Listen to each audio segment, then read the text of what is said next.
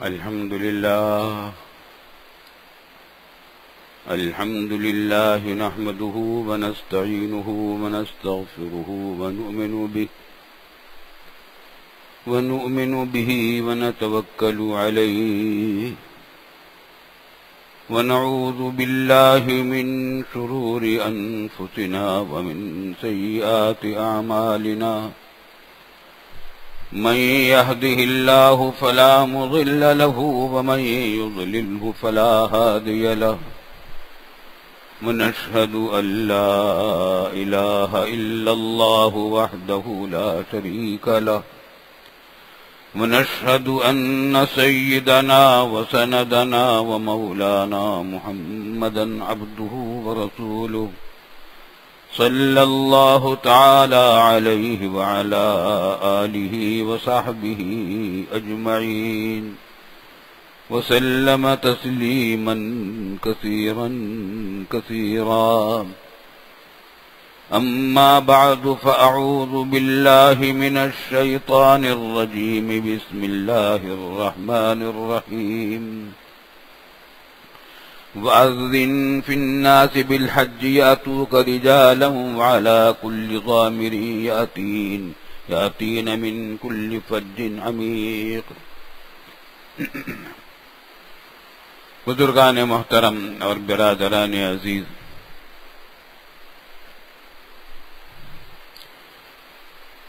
ذی القعدہ کا مہینہ شروع ہو چکا ہے. یہ حج کے مہینوں میں سے دوسرا مہینہ ہے، اور حج کے تینوں مہینے بہت بابرکت مہینے ہیں.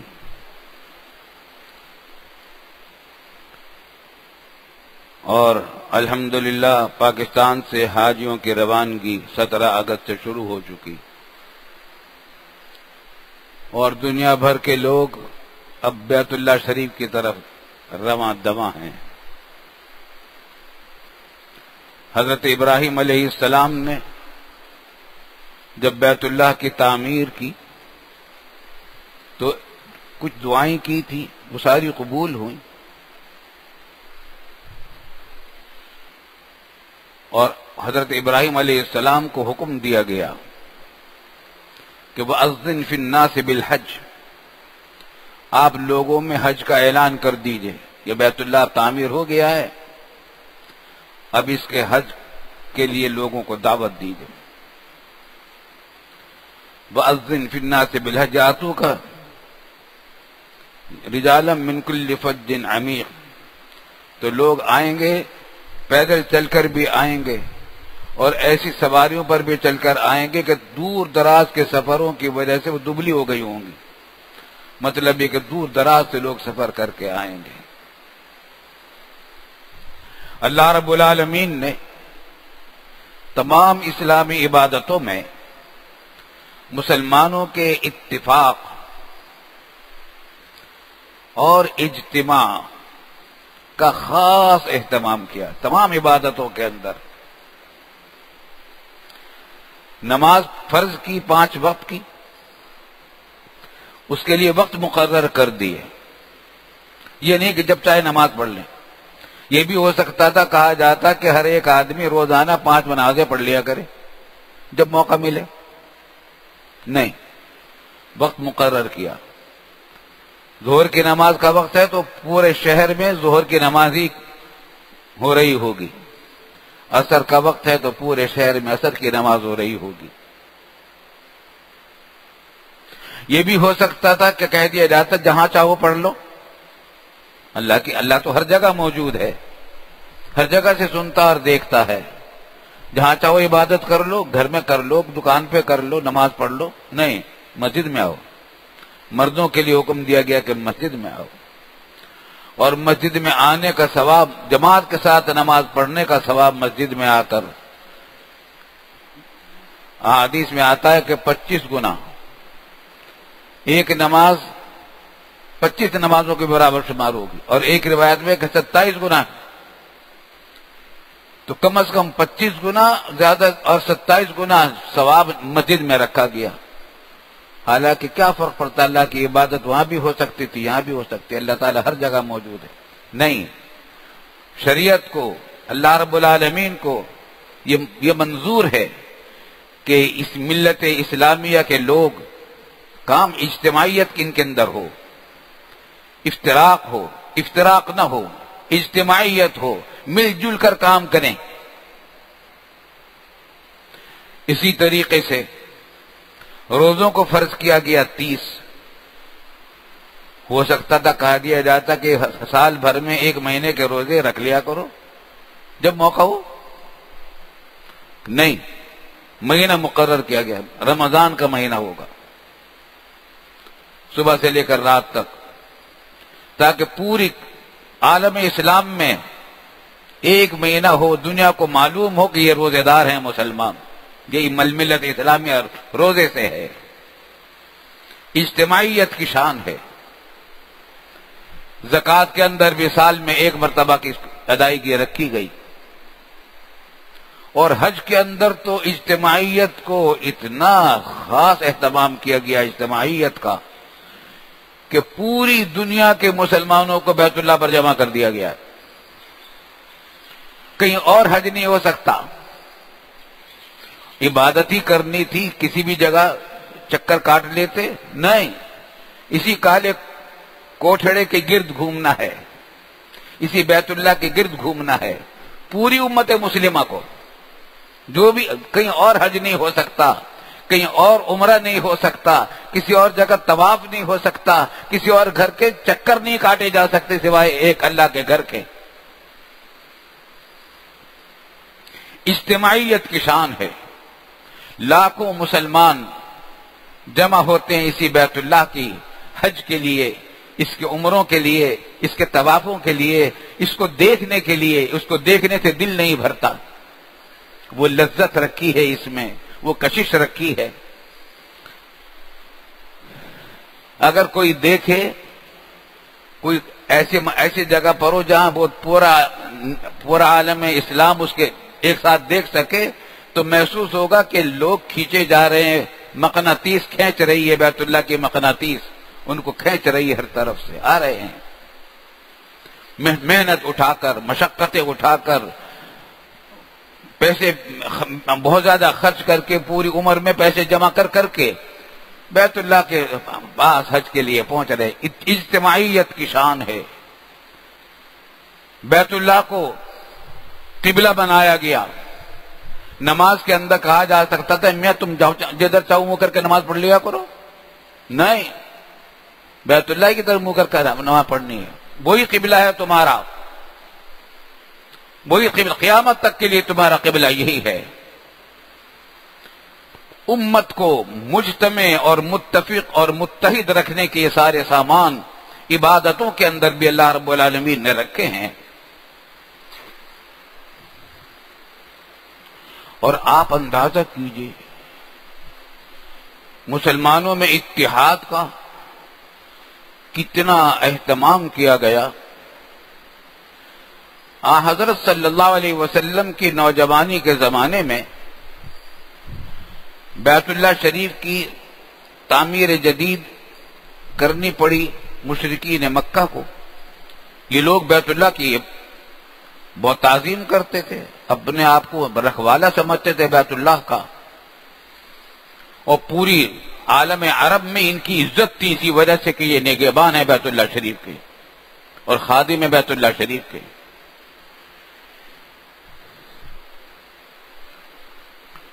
اور ڈیوٹیاں مقرر تھی، کسی قسم میں حاجیوں کو پانی پلانے کا کام تھا، حضرت عباس رضی اللہ عنہ کے خاندان کو یہ اعزاز حاصل تھا، مختلف ڈیوٹیاں تھیں۔ تو بیت اللہ شریف کی جب حضرت صلی اللہ علیہ وسلم کی نوجوانی کا زمانہ تھا، تقریباً 25 سال، اس وقت تعمیر جدید کرنی پڑی مشرکین مکہ کو۔ انہوں نے طے کیا کہ اس میں صرف حلال پیسہ لگائیں گے، حرام پیسہ نہیں لگائیں گے۔ ان کے نزدیک جو حلال حرام کا معیار تھا اس کے مطابق طے کیا، پیسے کم پڑ گئے، تو بیت اللہ شریف کی یوں لمبائی بھی کم کر دی اور اونچائی بھی کم کر دی، تقریباً 5-6 ہاتھ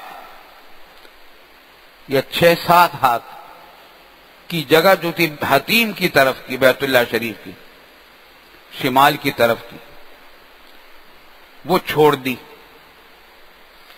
اور بیت اللہ کو چھوٹا کر کے بنا دیا، اونچائی بھی کم کر دی۔ دروازے 2 تھے بیت اللہ شریف کے، ایک اندر آنے کا تھا، دوسرا اس کے سامنے واپس باہر جانے کا تھا۔ 2 دروازوں میں سے ایک دروازہ بند کر دیا۔ یہ کارروائی اس واسطے کی تاکہ اپنی چودراہٹ قریش مکہ کو حاصل رہے دوسرے قبائل عرب پر، کہ جس کو چاہیں داخل ہونے دیں، جس کو چاہیں نہ دیں، یہ نہ ہو کہ کوئی بھی داخل ہو جائے اور نکل جائے۔ اور ایک یہ گڑبڑ کی کہ بیت اللہ شریف کا دروازہ اونچا کر دیا، قد آدم سے اونچا۔ آپ دیکھیں اب بھی ہے، قد آدم سے اونچا ہے۔ یہ ہو گیا، اسی طرح چلتا رہا حج اور عمرہ، حضرت یہاں تک کہ نبوت عطا ہوئی اور 13 سال اور گزرے، ہجرت مدینہ ہوئی، جنگیں ہوئیں، غزوہ بدر ہوا، غزوہ احد ہوا، غزوہ احزاب ہوا، پھر غزوہ فتح مکہ ہوا، مکہ فتح ہو گیا۔ آپ صلی اللہ علیہ وسلم فاتحانہ مکہ مکرمہ میں تشریف لائے۔ آپ کا سابق وطن یہی تھا، اللہ کی خاطر اس کو چھوڑ کر مدینہ چلے گئے تھے، پھر اب تو وطن مستقل طور سے مدینہ ہی کو بنا لیا تھا۔ تو عائشہ صدیقہ رضی اللہ تعالی عنہا سے فرمایا وہاں بیت اللہ شریف کے پاس پہنچ کر کہ دیکھو یہ بیت اللہ شریف کی تعمیر یہاں تک تھی ابراہیم علیہ السلام کے زمانے میں، قریش نے پیسے کم پڑنے کی وجہ سے اس کی تعمیر کم کر دی تھی اور اونچائی بھی کم کر دی تھی۔ 2 دروازے کے بجائے 1 دروازہ رہنے دیا تھا، دروازے کو اونچا کر دیا تھا۔ میں چاہتا تھا کہ اسی طرح کر دوں جیسے کہ ابراہیم علیہ السلام کے زمانے میں تھا بیت اللہ شریف، جیسے کہ انہوں نے تعمیر کی تھی۔ یاد رکھنے کی بات ہے جو آپ میں کہہ رہا ہوں، سوچنے کی بات ہے۔ اب اس وقت آپ کو روکنے والا کوئی تھا؟ مکہ فتح ہو چکا تھا، پورا جزیرہ نما عرب فتح ہو چکا تھا الحمدللہ، اور اس رسول اللہ صلی اللہ علیہ وسلم کی حکومت پورے جزیرہ نما عرب پر قائم ہو چکی تھی۔ تقریباً 10-12 لاکھ ایکڑ 12 لاکھ مربع میل کا علاقہ ہے۔ یہ جتنی ریاستیں چھوٹی بڑی ہیں، کویت، بحرین، متحدہ عرب امارات، قطر وغیرہ، سب اسی میں شامل تھی، سب پر اقتدار رسول اللہ صلی اللہ علیہ وسلم کا آ چکا تھا، کوئی روکنے والا نہیں تھا طاقت کے بلبوتے پر۔ مگر فرمایا کہ یہ کام میں کروں گا نہیں،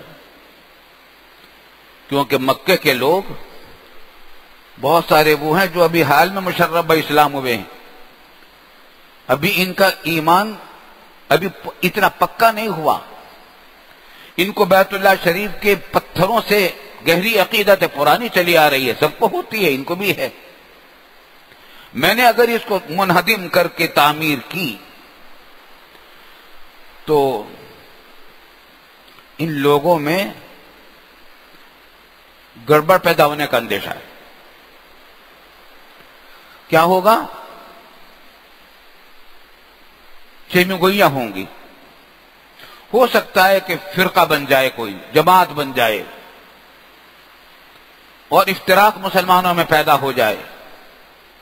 اس واسطے میں بیت اللہ شریف کو اسی حالت پر چھوڑتا ہوں۔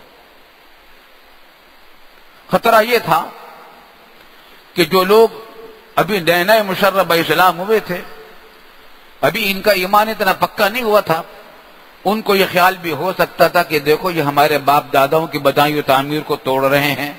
ان کو اپنے باپ داداؤں کی باتوں کی بہت تعظیم تھی، ہمارے باپ دادا کی تعمیر کو توڑ کر اپنی تعمیر بنا رہے ہیں، اپنی بڑائی جتانے کے لیے، ہمارے بڑوں کی بات کو کمزور کرنے کے لیے کام کر رہے ہیں۔ تو مسلمانوں میں افتراق پیدا ہونے کا اندیشہ تھا، تو آپ نے تعمیر نہیں کی۔ بیت اللہ شریف کی تعمیر نامکمل چھوڑ دی تاکہ مسلمانوں میں فرقہ بندی نہ پیدا ہو، افتراق نہ پیدا ہو، انتشار پیدا نہ ہو۔ چنانچہ اسی کا حج ہوتا رہا، حجۃ الوداع پر اسی طرح ہوا، اسی حالت میں بیت اللہ شریف کا، اسی حالت میں عمرے ہوئے، ساری عبادتیں ہوتی رہیں، یہاں تک کہ حضرت ابو بکر و عمر، عثمان غنی، حضرت علی کا دور بھی گزر گیا، اسی بیت اللہ کا حج ہوتا رہا، اسی کا طواف ہوتا رہا، اسی کے عمرے ہوتے رہے، یہاں تک کہ حضرت معاویہ رضی اللہ تعالیٰ عنہ کا دور خلافت بھی ختم ہو گیا، انتقال ہو گیا، اور حضرت عبداللہ بن زبیر کی حکومت قائم ہوئی مکہ مکرمہ حرمین شریفین پر۔ تو انہوں نے یہ سوچا، یہ بھی صحابی تھے رسول اللہ صلی اللہ علیہ وسلم کے، اور جلیل القدر باپ کے بیٹے تھے، ان کے باپ حضرت زبیر عشرہ مبشرہ میں سے تھے، ان 10 حضرات میں سے تھے جن کو بشارت دے رکھی تھی رسول اللہ صلی اللہ علیہ وسلم نے جنت کی۔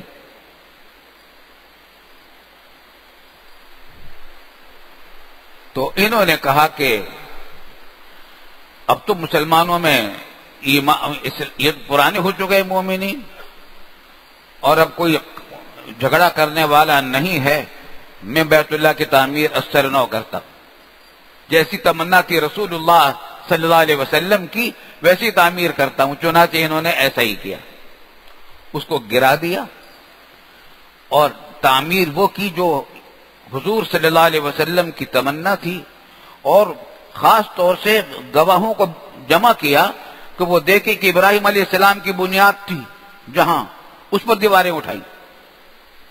تو قریش مکہ نے تو پیچھے بنایا تھا عمارت کو، انہوں نے بالکل وہاں بنیادیں کھود کر لوگوں کو گواہ بنایا کہ دو کو دیکھ لو، یہ وہ بنیادیں جو ابراہیم علیہ السلام کے زمانے سے چلی آ رہی تھی، اسی پر عمارت بنا دی۔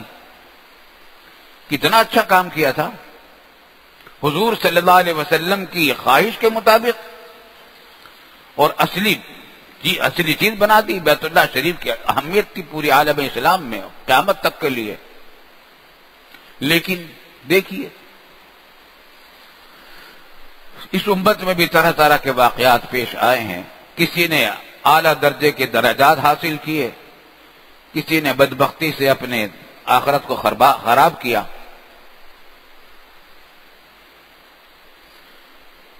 یہاں تک کہ حجاج بن یوسف کا زمانہ آ گیا،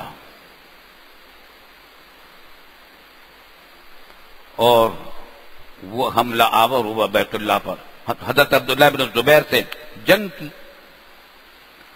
اور اس نے پتھر بھی برسائے۔ خیر، عبداللہ یہ جنگ لمبا قصہ ہے۔ جنگ کے بعد جب اقتدار اس نے حاصل کر لیا حجاج بن یوسف نے، تو اس نے پھر یہ کام کیا کہ بیت اللہ شریف، کہا کہ یہ تو عبداللہ بن زبیر کی بنائی ہوئی تعمیر ہے، اس کو ڈھا کر اس نے پھر ویسا بنا دیا جیسا قریش مکہ کی تعمیر تھی، اور جیسا کہ حضور صلی اللہ علیہ وسلم کے زمانے سے چلی آ رہی تھی، وہی نامکمل بنا دیا۔ اس کو شروع میں یہ بات معلوم نہیں تھی کہ حضور صلی اللہ علیہ وسلم نے یہ بات بتا رکھی تھی، جس پر عمل کیا عبداللہ بن زبیر نے، بعد میں پتہ چل گیا اس کو، بعد میں پچھتاتا بھی تھا وہ۔ یہاں تک کہ وہ زمانہ بھی گزر گیا، ابھی بیت اللہ شریف اس طرح رہا جیسا کہ قریش مکہ نے بنایا تھا اور حضور صلی اللہ علیہ وسلم نے اس کو برقرار رکھا تھا، یہاں تک کہ ہارون رشید کا زمانہ آ گیا، خلافت بن عباس کا دور آ گیا، عرصہ دراز گزر گیا۔ انہوں نے ارادہ کیا کہ حضور صلی اللہ علیہ وسلم کی جو اصلی تمنا تھی، ابراہیم علیہ السلام کے زمانے میں جیسا بیت اللہ تھا اور عبداللہ بن زبیر نے جیسا بنایا تھا ویسا ہی میں تعمیر کر دوں۔ اب دیکھیے امت کی بات، امام مالک رحمۃ اللہ علیہ کا دور تھا، پوری امت کے مسلم امام ہیں، انہوں نے خلیفہ کو روک دیا، امیر المومنین کو منع کر دیا کہ نہ کہاں یہ کام نہ کیجیے، ایسے ہی رہنے دیجیے، کیونکہ اگر تم نے گرا کر بنایا، کل کو تمہاری جگہ کوئی اور حکمران آئے گا، وہ گرا کر دوبارہ بنائے گا، بیت اللہ شریف سیاست کا ایک اکھاڑا بن جائے گا، اس کی عزت خراب ہوگی، اس وقت ایسے ہی رہنے دو۔ چنانچہ بیت اللہ آج تک ویسا ہی چلا آ رہا ہے جیسا حجاج بن یوسف نے بنایا تھا، اور اس سے پہلے مشرکین مکہ نے بنایا تھا۔ مگر آپ یہ دیکھیں کہ علماء امت نے اس کو تو گوارا کر لیا کہ بیت اللہ شریف جو پوری دنیا میں اس کی برابر کون سی عمارت ہو سکتی ہے، وہ نامکمل رہ جائے، مسلمانوں کا قبلہ نامکمل رہ جائے، مگر اس کو گوارا نہیں کیا کہ مسلمانوں میں پھوٹ پڑے۔ لیکن آج ہماری مصیبت یہ ہو گئی ہے کہ بات بات پر جھگڑے ہیں، فسادات ہیں، بہانے سے قتل و غارت گری ہے، اور افسوس کی بات یہ کہ اسلام کے نام پر ہے۔ ہمارے دشمنوں نے ایک کام یہ کیا کہ ہمارے مسلمانوں کے اندر ایسے لوگ گھسا دیے ہیں جو نہ اسلام کا نام لے کر اور جہاد کا نام لے کر جہاد کو بھی بدنام کر رہے ہیں، اسلام کو بھی بدنام کر رہے ہیں، اور دہشت گردی کا نام انہوں نے جہاد رکھ دیا ہے۔ غیر ملکی ایجنٹ ہیں، غیر ملکی سازشیں ہیں، اس کے نتیجے میں آج اسلام کو بھی بدنام کیا جا رہا ہے، جہاد کو بھی بدنام کیا۔ جہاد ایک مقدس عبادت ہے، ہمارے ایمان کا حصہ ہے جہاد، لیکن دہشت گردی کا کوئی تعلق نہیں جہاد سے۔ دہشت گردی بالکل الگ چیز ہے، جہاد بالکل الگ چیز ہے۔ جہاد کی شرطیں ہیں، آداب ہیں، احکام ہیں، مسائل ہیں، فضائل ہیں۔ دہشت گردی بالکل حرام ہے، قطعاً حرام ہے، اس کو کوئی صورت جائز نہیں ہے۔ لیکن آج دہشت گردی کو جہاد کا نام لے کر ہمارے بعض نام نہاد مسلمان دہشت گردی کو جہاد کا نام لے کر دہشت گردی کر رہے ہیں، بے گناہوں کا خون کر رہے ہیں۔ روزانہ خبریں ہیں، یہاں مار دیا، یہاں مار دیا، اتنے مار دیے، اتنے دھماکے کر دیے۔ اس کا کوئی جواز شریعت میں نہیں ہے، لیکن افسوس یہ ہے کہ مسلمانوں میں تعلیم نہیں ہے۔ ہماری حکومتوں نے یہ جرم کیا ہے کہ مسلمانوں کے اندر، پاکستان کے اندر تعلیم کا نظام تباہ و برباد کر ڈالا۔ نہ دنیاوی تعلیم قاعدے کی رہی، نہ دینی تعلیم قاعدے کی رہی۔ جہالت ہے، اس جہالت کے اندر ہر ایک کے دل میں جو کچھ آ رہا ہے وہی کر گزر رہا ہے۔ دعا کرنی چاہیے کہ اللہ تعالیٰ مسلمانوں کو ہدایت عطا فرمائے، ہمارے عوام کو، کام کو، ہمارے تعلیمی نظام کو شریعت کے مطابق کریں، قاعدے کے مطابق کریں، اور عوام کے اندر بھی دینی شعور پیدا ہو، حق اور باطل کے اندر وہ فرق سمجھنے کے لیے علماء کی پیروی کریں۔ اللہ تعالیٰ پاکستان کے اندر کی حفاظت فرمائے۔ یہ ہمارا وطن عزیز لا الہ الا اللہ کا کلمہ پر بنا تھا، اس کی حفاظت ہمارے ایمان کا حصہ ہے۔ اللہ تعالیٰ اس کی حفاظت فرمائے، اور اس کی جغرافیائی سرحدوں کی بھی حفاظت فرمائے، نظریاتی سرحدوں کی بھی حفاظت فرمائے، یہاں کا بول بالا فرمائے، اور یہاں اس کو پاکستان کو مضبوط اسلامی فلاحی مثالی ریاست بنا دے۔ الحمدللہ دستور پاکستان کا اسلام بنیادی طور پر اسلامی ہے، لیکن ہمارے حکمران اس پر عمل نہیں کر رہے۔ اللہ تعالیٰ ان کو عمل کی توفیق عطا فرمائے۔ وآخر دعوانا الحمدللہ۔